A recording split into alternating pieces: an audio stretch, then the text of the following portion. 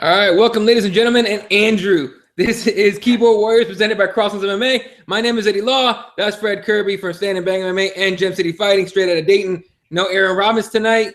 Probably jacking off somewhere. In tears and sadness in a corner of shame. Anyway, not a lot going on this weekend or this week in MMA, dude. The big stories really are mostly people getting cut. Let's start off with that shit. 17 fighters getting cut, among them Soa Palele, who announced his retirement.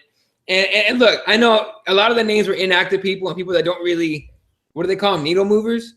But the funniest one I thought, and you tell me what you think about this, the headline of the story I saw on MMA Fighting by the famous Marco Raimondi, who gets his stories from everybody else but himself. Fuck that guy. I'm sorry, dude, that just bothers me. Because, look, before the show started, ladies and gentlemen, we were talking about what journalism actually is. And that's the reason I get so mad at guys like him and Helwani calling themselves journalists, because what they do isn't journalism. I don't give a fuck what you say. It's not. But that's for another fucking time. Settle down. I know, I get fucking hyped about that shit, man. But anyway, the headline for the story on that website was Trevino. Fuck it. I have it right here. This is the great thing about having a second computer. I can actually have this shit pulled up and not have it slow down my stream on this. But the headline on this is UFC cuts weed offender Francisco Trevino, others. Because Trevino got cut for smoking weed. No, fuckface. Trevino got cut for shoving, what's his name, Herb Dean, twice. What the hell does the weed thing have to do with it? That's fucking misleading shit. But, you know, what was the word? Fucking Andrew. You know, I'm not even going to say it because Andrew Reed was totally correct me in like 5 seconds. But clickbait. Exactly. Click fucking bait.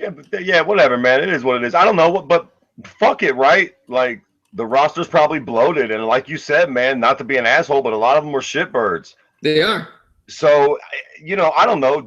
Was people upset with this? This doesn't bother me at all, man. Sometimes motherfuckers got to go. If you got a losing record or you're a bit of a shitbird, you got to get cut. Yeah, the people that were upset are the fans of those guys, like the diehard fans of for example, Mashad, that kid out of Arizona, David Mashad. He had a fight with Olivier Mercier, and he actually survived for fucking quite a while before getting nothing finished or losing a decision. I'm not sure what happened in that fight, but you know, like I know you know the unique the dude from Unique Kennels. You know him. Yeah. Yeah. He was very upset, obviously, because he sponsors that guy, and honestly, David Mashad's a good dude. But you know, the fans, the specific fans of each fighter, I'm sure was upset. But you know, you got to trim the fat a little bit, right?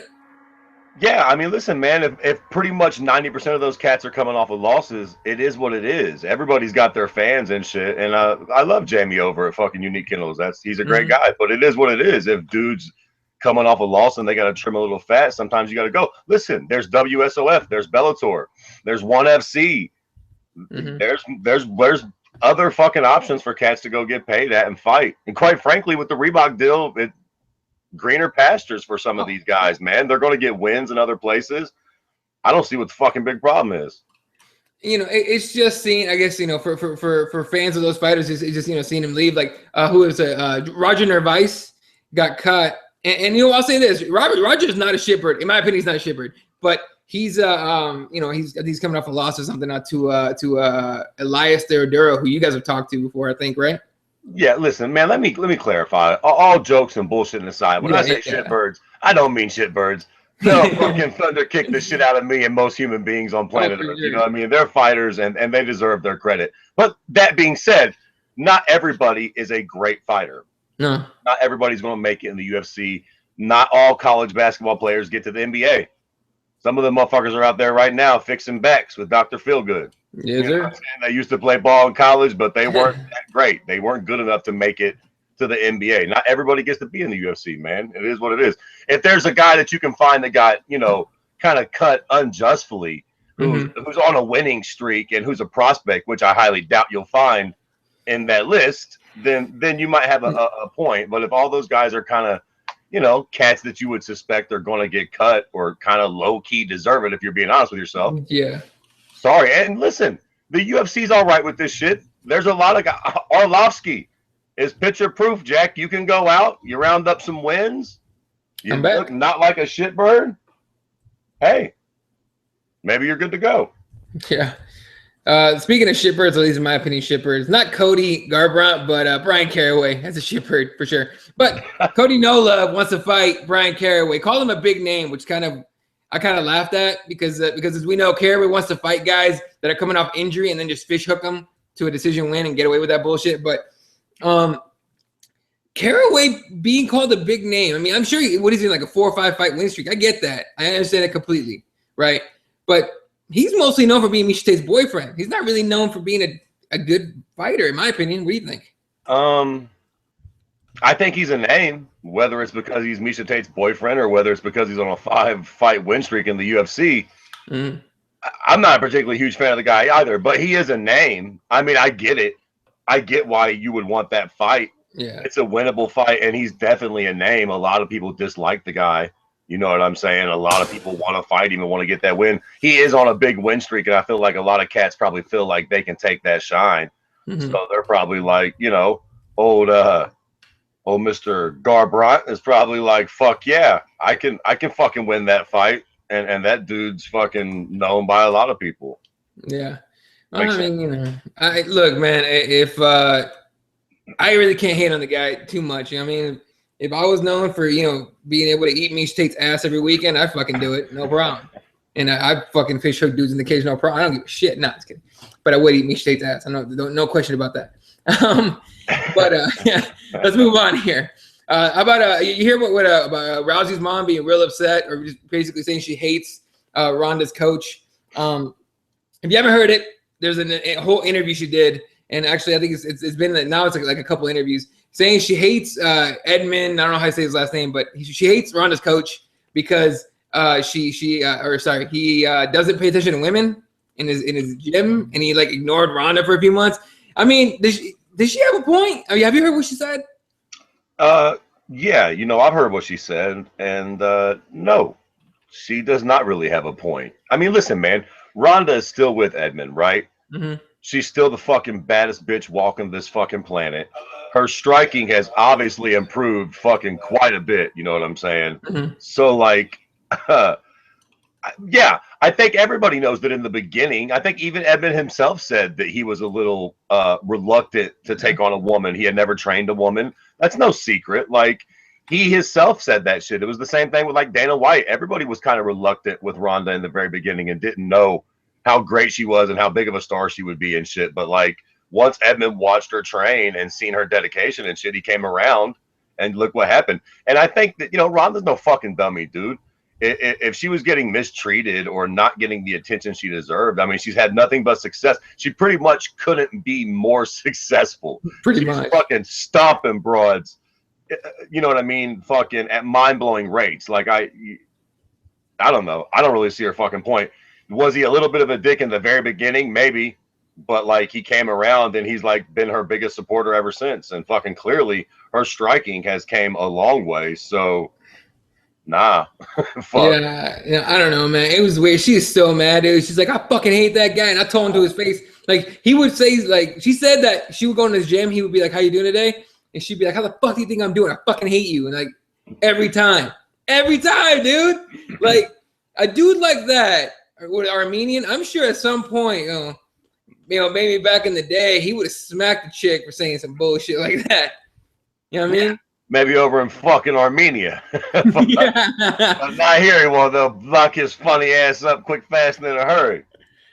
Andrew retweeting in, Ronda's striking is still shit. Get the fuck out of here. Stop it. Listen, her striking isn't fucking great, but it's not fucking shit. You know, she's powerful. She can fucking knock hoes out. It's good. It's good enough to get her by. It's serviceable. You know what I'm saying? For what she needs it to be at this point. It's fucking working. So shit. I'll go as far as to say it's better than Cyborg. And people are gonna be like, what the fuck? Cyborg is just a massive broad that can throw bombs. Okay. Her striking is not better. I'll say that shit right now. Oh well, you know, I don't know. I kind of come on. I listen, I do think the Cyborg's big and I think she overpowers most of her opponents, but she's a good Muay Thai striker, man. I don't know. I don't know if Ronda's a better striker than her. Quite frankly, I don't know if Ronda would want to stand with Cyborg, and that would, you know, I've seen Ronda gets popped. You know what I mean? Like Andrew does have a bit of a point. Her striking's not shit, but I think she's one of I think her defensive striking leaves a little bit to be desired. You know what I'm saying? She fucking does be getting hit a lot. She's powerful and she knows how to strike offensively, but she still does get cracked a lot. And with somebody like Cyborg, you only get cracked a couple times. I think a lot of the girls she's fighting don't throw with the heat that Cyborg does, and she's ate a couple punches that might put her fucking on Queer Street if she was fighting fucking Cyborg. Betch caught her, dude. Betch stunned her a little bit, and Betch is a bird of shit. You know what I'm saying? So no. You know what? Yeah, it's a good point. No, maybe she's not better than Cyborg in striking. No, you're probably right. No, but I don't know, man. I just feel like in MMA striking, I think she could stand her own, but she can't take too many shots. She can't. Yeah, well, yeah, exactly. That's the thing. Listen, offensively, technically speaking, maybe Ronda is a bit better. But what would be more effective in a fight with them? You know what I mean? Cyborg's probably got a lot more of that fucking one-hitter quitter power. You know what I'm saying? Even with them matching up against each other. I think Ronda's technique might be a bit cleaner. Yeah. She seems like she throws more straight punches. And Cyborg's definitely a bit more loopy like Vanderlei. You know what I mean? So maybe, but still, I think if they fight, striking is where Cyborg's only real chance is. So Ronda would be a fool to kind of box with her. But I tell you what. That's one reason why I like Ronda. I think she's got the stones to do it. If they ever did fight, I definitely don't see her like shooting immediately. I think she would at least test the waters a little bit. Is he being cute? Kinda. He says Fred's striking is better than Ronda's. Oh, stop it! he's fucking. He needs to put that thing down. He's token. That's funny. Fucking. I'll say this: you've never seen Cyborg and Vanderlei in the same room at the same time. At least I haven't. So, or in a picture or anything. Stop it! You're mean. All right, I know, but fuck them. Anyway, all right, moving on here. Fitch versus Okami. Did you even get to see that shit? You know what? No. Good. English hit me up earlier and asked me if I was going to watch it, and I said yeah, and I planned on it, but thank Christ I got busy and didn't get around to it because I heard I figured. I mean, come on, man. It's fucking Fitch and Okami, right? It's almost a guaranteed fucking snooze fest. And so go ahead and hit me with it, man. Well, it sucked, right? Fucking sucked. In fact, that fucking I think that fight, and they were looking at the viewers, did 30,000 less or 31,000 less viewers than a normal World Series of Fighting show, which already gets low numbers. And to get even lower numbers than that, goddamn. And guess who's next for Fitch? Because Fitch won that fight. Guess who's next for Fitch? Jake fucking Shields. Here we go again. Lord. Yeah. If there was a fight that the World Series of Fighting did not want, it was Jake Shields against John Fitch. You know what? I don't give a fuck what nobody says. All due respect to Master Renzo Gracie, the God himself. Fuck that. I'd bring Usman Paul Harris back. He's a fucking animal. The rest of these damn dudes are boring as shit. You know what? Usman, talk it up. Tell them you're going to twist their fucking ankles off. Threaten everybody. Who's the 100 fucking Robbie Lawler? Piss on Robbie Lawler. I'll tear his fucking leg off. What the fuck? I'd bring Usman out because you're right, man. These guys, they're obviously talented cats, but fuck, man, on the biggest platform against GSP and the fucking like, nobody still gave a flying fuck about John Fitch or Jake Shields. Not in the grand scheme of things. That's why they're where they are. What the fuck? If they still had a fucking, if they were needle movers in any way, they'd probably still be in the UFC. They got cutesy, thought they were worth fucking more than they actually was, and here they sit getting shit ratings. Oh, for sure, 100%. So that's the shitty part about it is, you may be getting W's and whatnot, but at the end of the day, dollars is what matters, and 167,000 viewers is not going to get you dollars. So. Really blows. Couple other things here. Oh, on that same card, Nick Newell fought. Didn't look great. Won what they're calling a controversial decision. I don't know if you saw it, but no, you didn't see it. But the basically, he was basically on the bottom most of the time. But Marcelino, who he fought, was on top and doing nothing. It was like John Fitch in the UFC, kind of. So it was really weird. Did Nick Newell retire after that fight? He retired right after the fight. He won the fight by decision, in a very close decision, in my opinion. But he won the fight, and then retired. Dude was choking up in tears and emotional, as it should be, an emotional thing to retire right after a win, especially. But he retired. Yeah, he's young. That's the exact thing. So you tell me what you think. We've seen quite a few fighters retire early. There was that one cat that fought in the UFC, lost his debut, won his second fight, retired, saying that all he wanted to do was fight in the UFC and win a fight, and then that's it. And then he was like 23 or 24, something like that. And then now Nick Newell, Brendan Schaub, leaves young still, relatively young. All these guys are starting to actually give a shit about their brains and their bodies. What does that tell you about the changing of like how the game's changing now? Nothing. Not a fucking thing. I think all of those are completely different circumstances. Brendan Schaub, however you say that little fucking cute prick, the big Browns, fucking he had reached his ceiling, so to speak. Like I think he kind of did. He gave it the fucking honest try. You know what I mean? He fucking reached the highest platform, had some really big fights, won a couple really big fights, and just kind of maxed out on his potential for what he could actually do. Nick Newell was always kind of a interesting cat. You know what I mean? Like he had the one arm. He was a really good fighter, but he always kind of had that weird handicap against him. So you always, I don't know. Who knows what that dude's like going to go pursue now? Maybe he's going to fucking do movies or some shit. And the other cat, who was the other cat in the UFC? He won a fight. I think he had lost one and then he won one. Yeah. He lost his debut in the second fight. His name escapes me, but yeah, and then he fucking because he knocked out Sam Stout. Yeah. Fucking man, his name's on the tip of my tongue. Frankie fucking Fernandez or some shit like that. Frankie Perez. I think you're right on it. Hang on. Frankie Perez, right? I think that was the cat's name. Yep, yeah, that's exactly it. Yeah. So, but I don't know, dude. I think that they all kind of fucking did it for different reasons, man. I don't think that anybody really made the conscious effort to not get brain damage. You know what I mean? Mike Jarvis is trying to gross me out, sending me a picture of Cyborg with little clothing on. You know what? Cyborg's got a decent ass. I think she gets a lot of flack. I mean, let me tell you something. For what it's worth, I've fucked worse. So, you know what? Get off her ass, all right?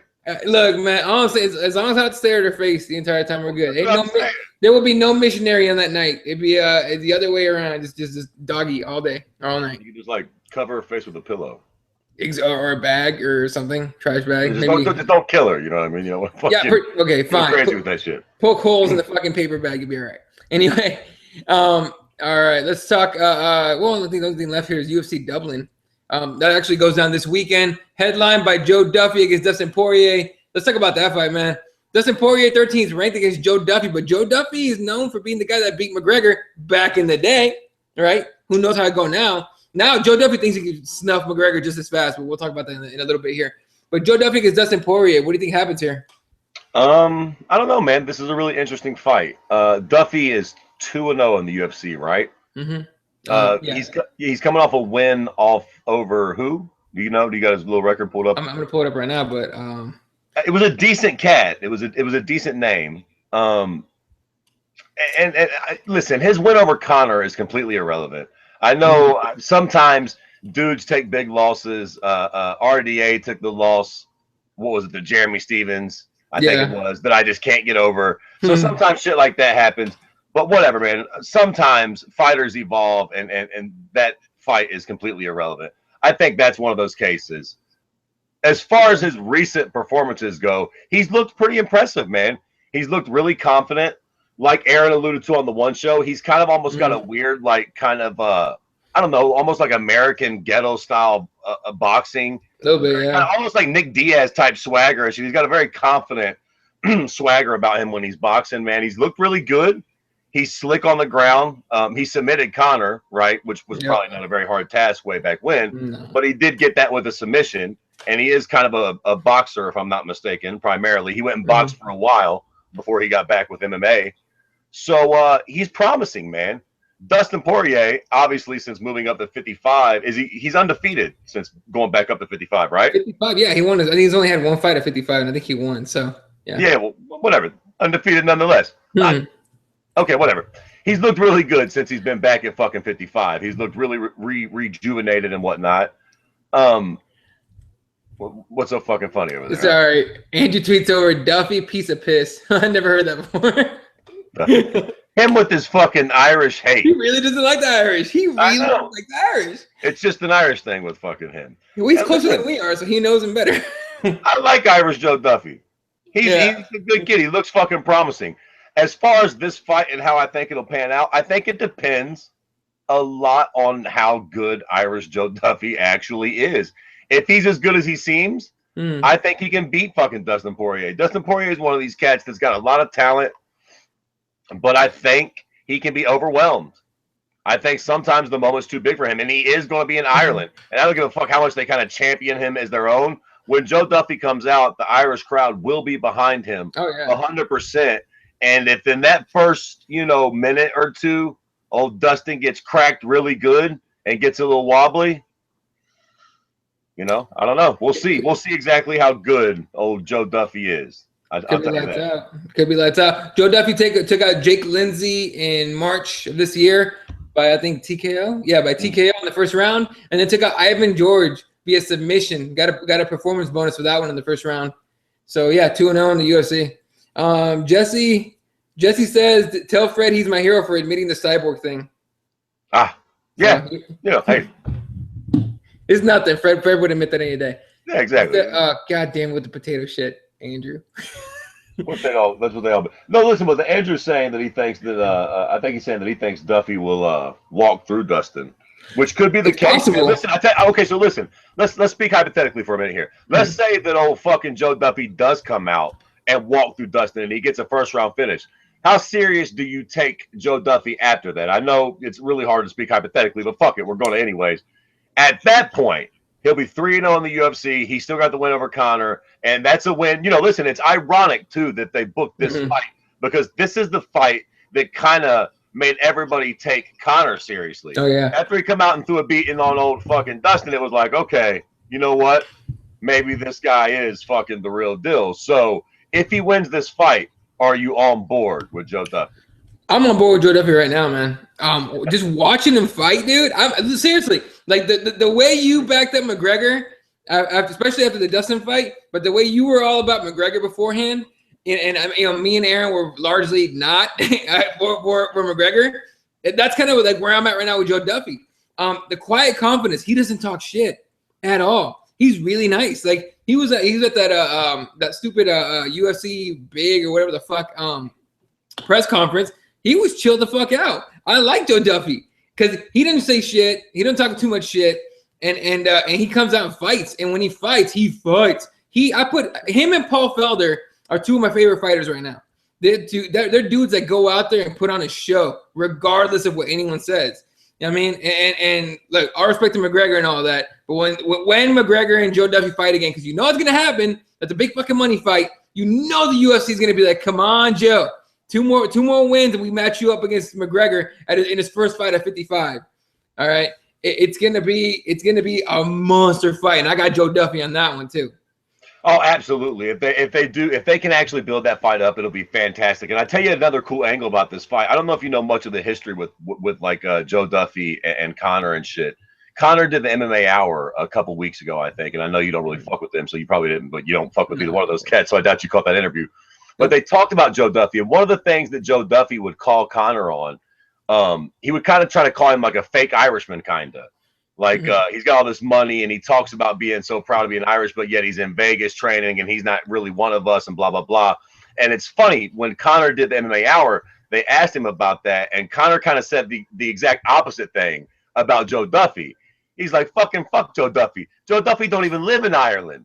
He's like, he fucking moved to London, because I think that's true. I think that Joe Duffy moved to London, I think, or somewhere in England quite a while ago when he started doing his boxing thing, and I think he still lives there right now. Yeah. And so now Conor's kind of like, I'm the real Irish hero. I fucking live in Ireland. I might have been in Vegas, but that was fucking business. I come back to SBG. These are my roots. This is the gym that I train in. I own a fucking house here in Ireland. Fuck you. I'm the real fucking Irish hero. So there's that angle. Well, here's the thing. Yeah, I mean, for example, people were giving Conor shit for not, for living in Vegas for a pretty long time now to train and everything. It's where are the best gyms in the world? The USA. It's kind of hard in Vegas and all that, but it's kind of fucking hard to get Greg Jackson level training, AKA ATT level training overseas. It's kind of hard, right? So. Look, all credit to SBG. Yeah, all credit to SBG and Wolf Slayer and all them, gyms over there. But I don't think they stack up at all. Honestly, I gotta say, part of me agrees with what you're saying, but the other part of me, that's why I like Connor. You know, y'all always hear me talking shit about Dayton and my city and shit. I love that hometown pride shit. I feel like you should be proud of where you're from, man. It's what makes you you. And when that dude talks about staying in his gym and staying in his city and, like, you know, staying around the people that got him to where he's at, it makes me like him. I mean, I know he talks a lot of shit, but he's also got a real fucking sense of loyalty to those cats that got him to where he's at, and I think that's cool as fuck. Yeah, a couple tweets here. Andrew Reed tweeting in saying Duffy wants to do a better job on Poirier than that ginger beard botherer. So yeah, and Good then luck with that. yeah, I don't know if he's gonna be able to do better than Connor did on Poirier, but if he does, goddamn. And then apparently Duffy said he would finish McNugget on the MMA Hour. Well, yeah, well, of course he did. I mean, you know, what the fuck? What else is he gonna say? Of course he's gonna say that he did it once, and he of course he's gonna say he would do it again. You know, yeah, especially when it comes to McGregor, he's not gonna be like, I'm gonna do my best. I'm gonna go out there and put all my work in, and you can't, you know, you can only ask for my best. That's all it is. Like, no, I'm gonna go out there and snuff that motherfucker. That's what I'm gonna do. So listen, at the end of the day, I tell you what, man, I like Joe Duffy because of the way he fights. You're right. Like, he doesn't talk a lot of shit, but he's got a real sense of I don't know what it is, but for some reason he comes across as cocky to me. And I think it's just because he's very confident when he's striking. And I think he's very confident that if he gets taken down, he seems like a very confident fighter, man. And I like that type of swagger in the cage. It's fun to watch. Yeah. Jesse says Joe Duffy is a TriStar guy, I think. Maybe. Here's the thing. The only reason, probably. But the only reason, goddamn, they stack up on fucking killers. But the only reason I know that he doesn't live in Ireland is because I saw on I think on Twitter and Instagram a picture of Joe Duffy, and it said with his partners and or his whatever trainers, and on the fucking caption it said traveling to UFC Dublin, and I'm like, why are you traveling to? Oh, you don't live there. Okay, that makes sense. Yeah. So as soon as he said that, as soon as I read that, I was like, Connor's on fucking point. Damn, Joe, shut the fuck out with the fucking hometown shit. He's a big fat phony. Yeah. Andrew tweets in, McDongle is a plastic patty. Well, I mean, at this point, he's just pulling out every insult that he can find. So, all right. Couple of things here before we're gonna cut this episode short to the fact that it's late everywhere. What other fights are on that main card, man? Is there anything else on there worth of shit? Yeah. On that card, fuck no. Yeah, the Dublin card. What's the co-main on the Dublin card? Patty Holohan against Louis Smolka. Oh, mother. Exactly. Fuck. Yeah, okay. Lord. Somehow Norman Park is still fighting from the UFC. He's taking out Reza Madadi. And then the last fight on the main card, two guys you and I haven't heard of, but undefeated Nicholas Dalby from Denmark against Darren Till from England. Both guys are undefeated. And in the fucking prelims, I mean, you have to have Aslan Daly on it if you can even make weight. Okay. But you're taking out Erica Almeida. I'm taking Almeida on that one via fucking sub. Okay, Almeida's a bad chick. Then of course you got Pendred. How the fuck? Goddamn Pendred. Yeah. I can't stand Cathal Pendred. Who's he fighting? Pendred. Tom Breeze from England, undefeated, probably making his debut. I'm not 100% sure of that, but oh god, please let him be an unspoken animal that just puts us out of our Cathal. Oh, he's fought in the UFC. So he has one UFC fight against but he beat Luis Dutra via knockout. Okay, he can knock dudes out. Come on. Yeah, right. Let's go, Breeze. I bet the fucking whole trailer on that prick. Oh, I'm fucking hoping Breeze knocks that dude the fuck right out of the UFC. I'm so sick of Cathal Pendred. Okay, yeah, so that card fucking sucks, in short. It's weak, but the best part, it's on UFC Fight Pass. It's basically free. Kind of free. You're paying fraction, but it's basically free. And then after that card, we have UFC Fight Night Belfort against Henderson. That's November 7th.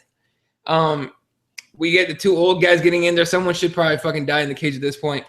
And then I like the co-main in there. And it doesn't sound as exciting, but hear me out. Glover Teixeira against Patrick Cummins is the co-main. So we either see Patrick Cummins show another side of his game that we haven't seen before, because I think Glover's jiu-jitsu should be pretty fucking decent. Not as wrestling, but as jiu-jitsu. Or we see fucking Rock'em Sock'em Robots. And this time, Patrick Cummins' eyes is going to fucking close shut. But I don't know. Honestly, I don't get what the problem is with this fight. I'm down with this fight. This fight isn't. I'm more stoked for this is on the Vitor Henderson card. Oh, the co-main, yeah. I'm more stoked for this fight than that fight. I don't give a fuck about Vitor Dan Henderson fucking part 9. Who gives a flying fuck about that shit? This isn't a bad fight, man. And it's a good stylistic matchup. We'll get to see which one of them can kind of overcome their demons. You know what I'm saying? You know, if the fight stays on the feet, more than likely that's a fight that Glover wins. Oh, for sure. And, if Patrick can implement the grappling in his wrestling, that's more than likely a battle that he wins. And both of them will need to kind of overcome that other obstacle to get to that next level. You know what I'm saying? Yeah. If Glover's ever going to make it at the top of the food chain at 205, he's going to have to be able to handle a cat like Patrick Cummings in his wrestling. And the same thing with Cummings. If Cummings is ever going to make it at the top of the heap at 205, he's going to have to be able to handle dangerous strikers with decent fucking wrestling chops like Glover Teixeira. So this is a really good fight. And you know what, man? Patrick, old Durkin got touched up a little bit too much for my likings against Rafael Cavalcante. I think that if Rafael can do that to him, even though Patrick kind of came back and won a really interesting, had a comeback to a good fight, I think Glover's a bit above that. And I think he'll kind of fend him off and end up hurting him and finishing him with a TKO. Yeah, and on that card, again, we'll probably talk about this card next week anyway, just to have something to talk about. But here's a fucking kind of what do they call it? Like download, whatever. It's a fucking like dark horse fucking fight of the night, in my opinion. Gleason Tebow against Abel Trujillo on the prelims on that one. I like that fight a lot. It's gonna be fucking. I think it's gonna be massive. Let's see, got a couple tweets here. Okay, Mark Davis, huh? I like Abel Trujillo a lot. Didn't he get Gleason? Not so much. Gleason, I'm kind of tired of. Yeah, I'm not gonna lie, I'm kind of tired of him. But I think that's gonna be a good fight. Hopefully, Abel knocks his ass out, and we can get that. And Gleason can go on and bore people in WSOF with other people that are clinging to having a decent name but a shitty fighting fucking style. Yeah. All right. Mike Jarvis tweets in saying, "Don't forget to watch Lion Fight Friday night. Definitely watch that. Why? Headlined by John Wayne Parr. Nice. Which is gonna be that dude is just fucking awesome to watch, right? Very true. Yeah, that dude's fucking sick as fucking when he fights. Last thing we're gonna talk about real quick. John Bones Jones is finally starting to talk some shit. Tweeted out, looks like October 19th, last night? Tweeted out, take as much time as you want. The fire inside of me won't be dying down anytime soon. Hashtag and still. Basically talking about how Danny Cormier said he's gonna take some time off. Well, DC tweets back, and without, obviously, they didn't tag each other, so they're just putting it out there, right? DC says, I will take my time. I've been fighting against the best in the world, not dealing with nonsense. Our time is coming. Hashtag grow up. Hashtag you're not a kid. So the words are flying, man. That has to be the next title fight at 205. That has to be the next one. Yeah, absolutely. I seen somebody posted something, and sorry if I'm fucking clowning you on this, whoever you are, you may be a friend of mine. I don't remember where I pulled it from, but somebody posted some stupid thing about should John Jones get the title shot upon his return. Are you smoking crack with John? Of course he should. Fuck yeah. I mean, listen. People were kind of like fucking saying, is John being childish, or do you agree? I do agree. John Jones is the champion. Mm-hmm. All things considered, he is. Technically, he is not. There had to be a champion. Somebody had to wear the belt. And DC does deserve that spot, especially after that fucking fight with Gus. But all things considered, John Jones is still fucking undefeated, and he's actually beat DC before. So, and still, for real. Like, I mean, until DC fucking gets that win, that's the way. DC needs that fight more than John does. Oh, 100%, dude. 100%. Yeah, fucking everyone still calls him the paper champion because he kind of is. Yeah. He never took the belt from anybody. And I like DC. Yeah, I like DC. I think, a lot of people are like Aaron. Aaron hates DC because he's cocky and it's enough with it. But listen, the fucking guy's animated, okay? If you can fucking actually care enough to hate a guy, now we're talking. You know what I mean? Jake Shields, I don't even care to hate. You know what I mean? Like, I don't even care. I didn't hate John Fitch or Yushin Nakami enough to even turn into that fight. Mm-hmm. You know what I mean? Yeah. Like, at least you can garner enough hate for fuckers to care. Yeah. No, honestly, the only reason I actually tuned into it is to see Yushin Okami at 170 pounds fighting. And he did not look like Yushin Okami. Yushin Okami that we know is like powerful and strong and shit. Mm-hmm. He had nothing. He had none of that. Fitch fucking basically ragdolled him. but you know, kind of what it is. All right, so that's gonna do it for the show tonight. Oh, real quick, big thanks for the shout out to Gorgeous George from MMA Junkie Radio. Had him on Sunday night for the Tirando Chingazos show. Dude was fucking awesome. He battled through the Spanish thing, and it was it was a great show. And then he shouted us out, Crossbones and me and Jesse on the air, which is fucking to me is great. You know what I mean? That kind of rarely happens, but actually it rarely fucking happens. But it's pretty awesome for a guy that's been doing it for 9 years. I think about 9 years. Gets paid to do it and does it every single day. He's on Sirius. He's on MMA Junkie Radio, online, everything. It's pretty cool when a guy like that's at that fucking high up, first of all, takes time out on a Sunday night after he drove back from California. It takes almost an hour and change on a Sunday night to talk to us and shoot the shit about MMA, and then fucking shouts us out the next morning. Takes time out, remembers everything, remembers what we talked about, all that shit. So thanks, Gigi, appreciate that. All right, so that's gonna do it for our show. Follow Fred over at Kirby_MMA. Follow me at Elaw31. Don't bother following Aaron. He doesn't give a shit. And you can follow the Keyboard Warriors at Keyboard MMA. Been a long goddamn day. Thanks, Andy. Thanks, Mike, for watching. Jesse, shout out to you, man. Appreciate you watching. And we'll catch you guys next week. See you later.